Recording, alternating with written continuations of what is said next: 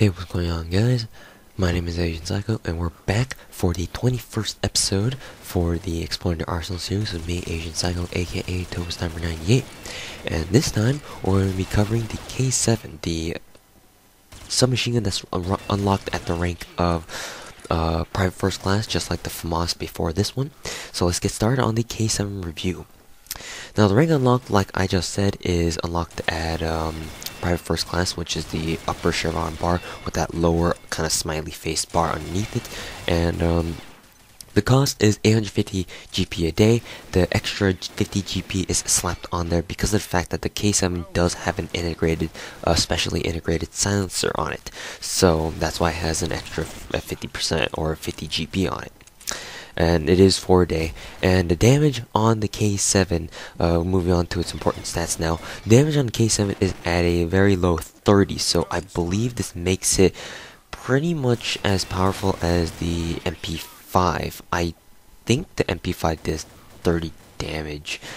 I'm gonna have to check up on that. I don't remember if it did 33 damage or just 30 damage flat, but in any case, the K7 is pretty weak on the damage side. It only has 30 damage, so you're probably going to get used like 4 bullets, or at least 4 bullets, definitely, to put anyone down. And especially at range, you're going to use a lot of bullets. And because this thing has from beast rate of fire, you're probably going to miss all those bullets, but we're going to get into that in a second here. Just know that the damage is at a 3-point damage rating, and it's on the lower end of things for even for some machine guns.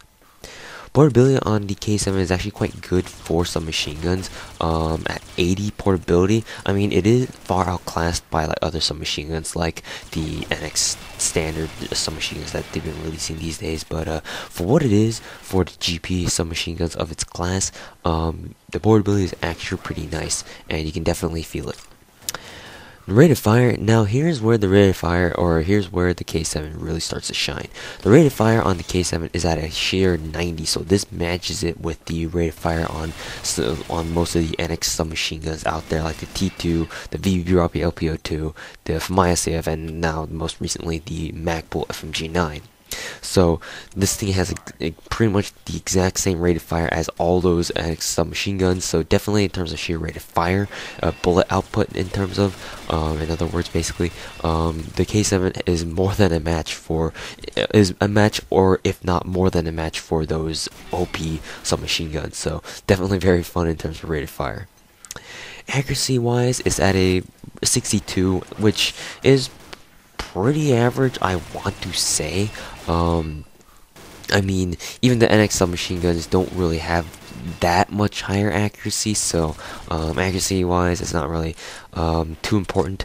I do find that when you do put a scope on it, as you guys can probably see in this gameplay, I do have an iTech reflex sight attached to my K7, and throughout several intervals throughout the gameplay, and you'll see in this video, I do use the iTech scope at times, and it is pretty surprisingly accurate over range. Your only problem with aiming down sights at middle or longer range is the fact that because of its heavy recoil and heavy rate of fire, or very high rate of fire, your in-scope recoil is going to be quite wobbly from side to side, but not for the first like 6 or 7 shots, which it'll go pretty much straight up for the most part, and then it'll go wobble from side to side.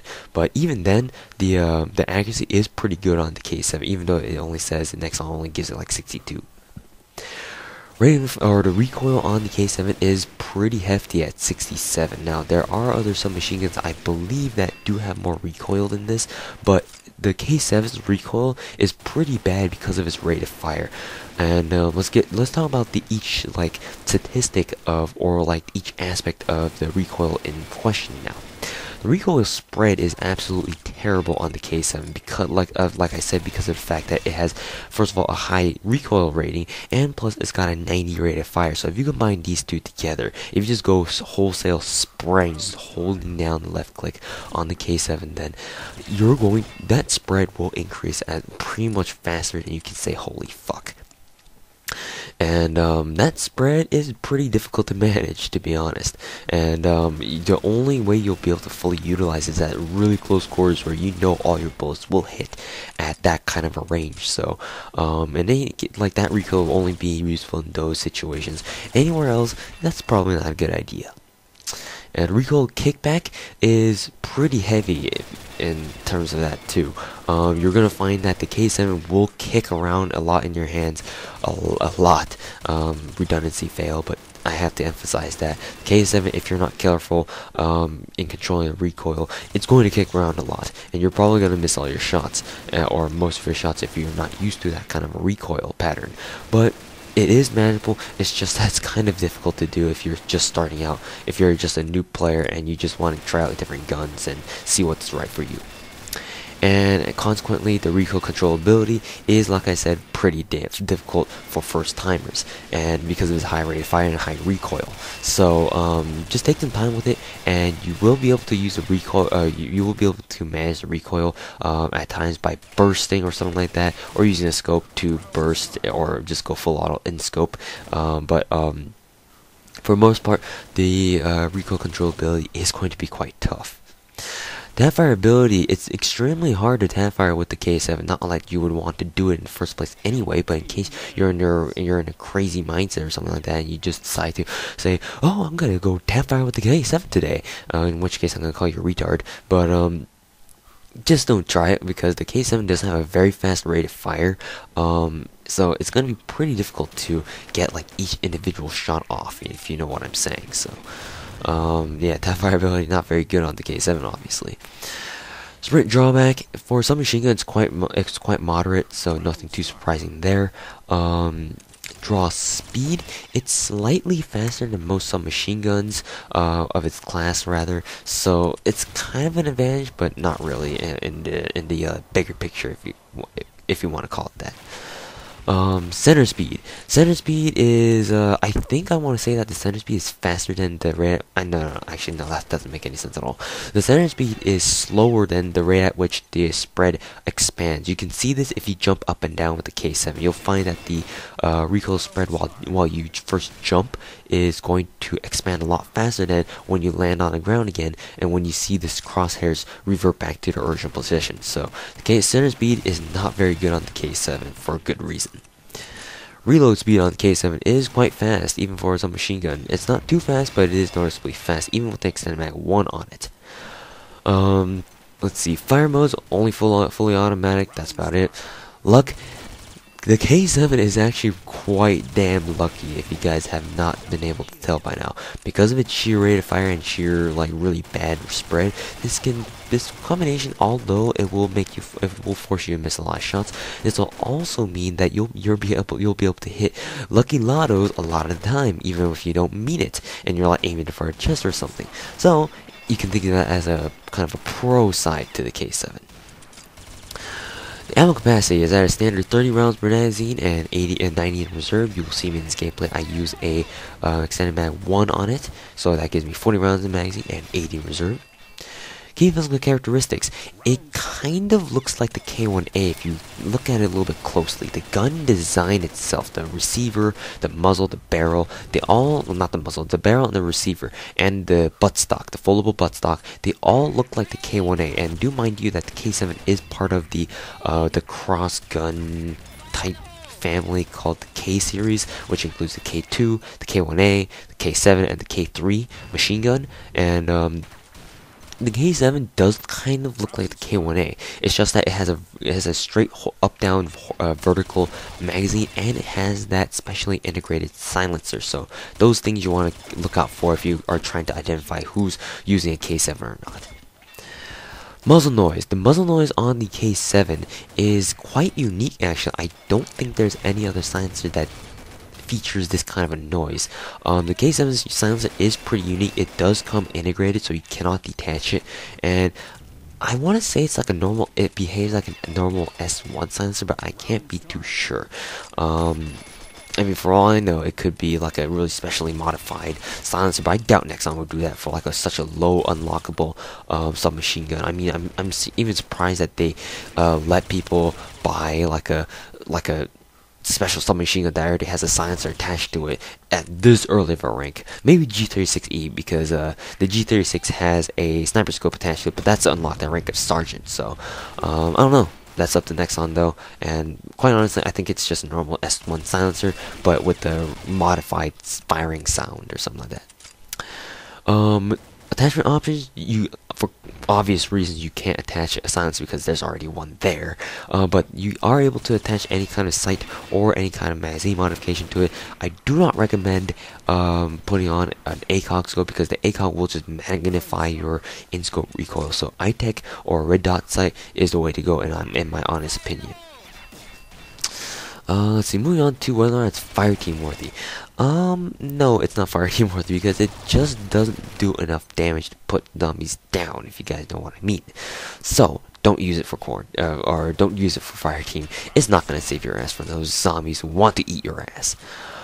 Moving on to the quarantine, whether or not it's quarantine worthy, man, because of its sheer rate of fire and very high portability for low ranking guns, not guys, but guns, it is quite a solid choice for a quarantine for low ranking free runners.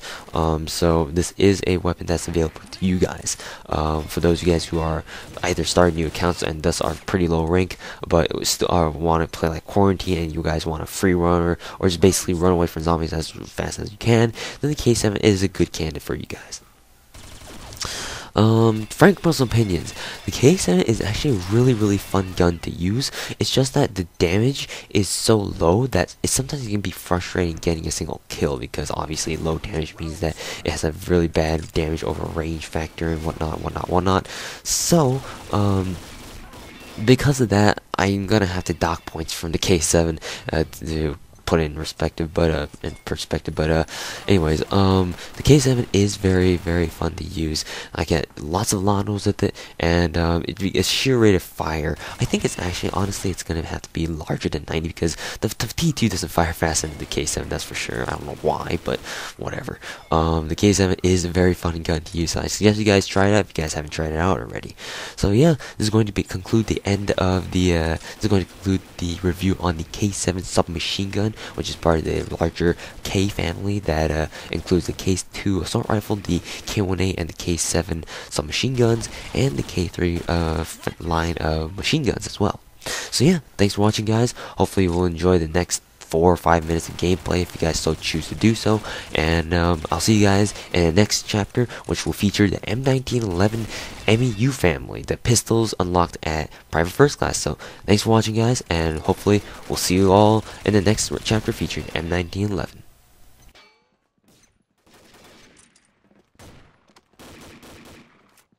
Round start.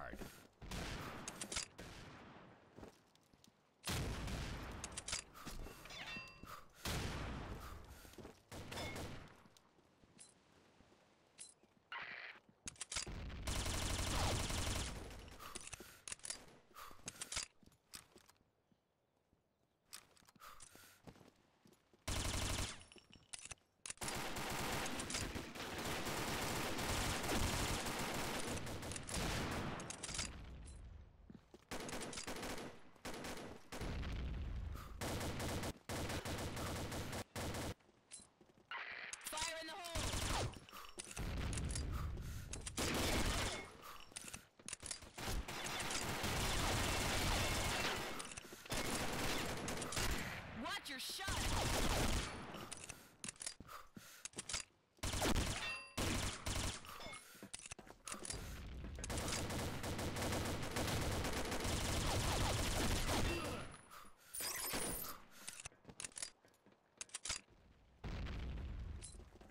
Fire in the hole.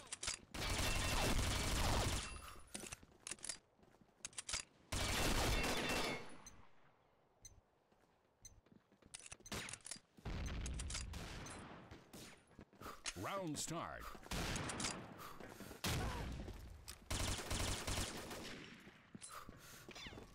Fire in the hole.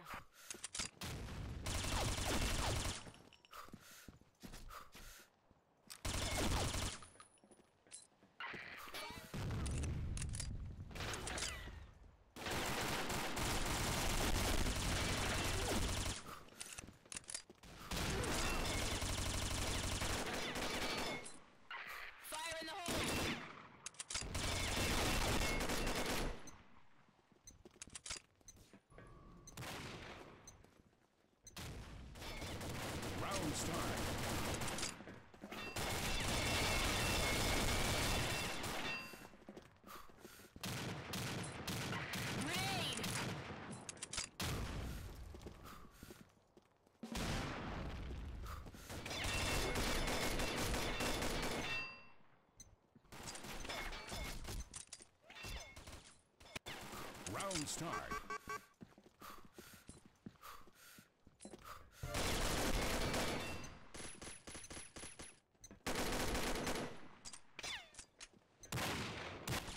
Round start.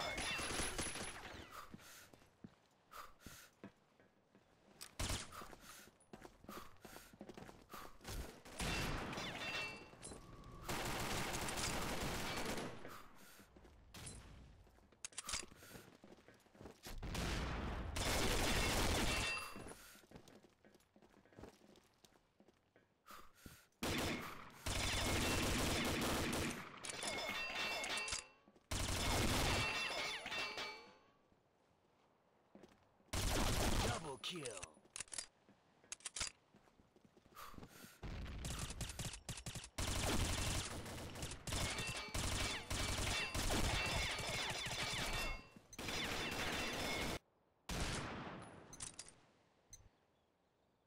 Round start.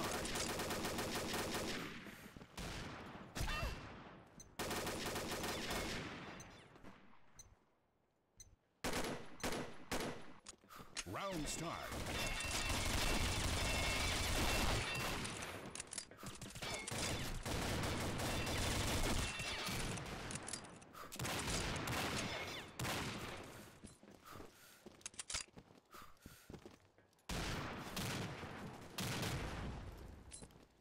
Fire in the hole.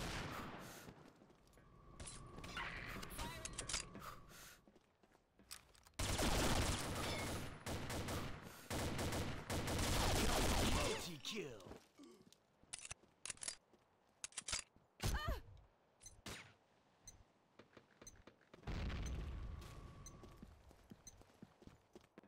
Round start. Alpha team wins.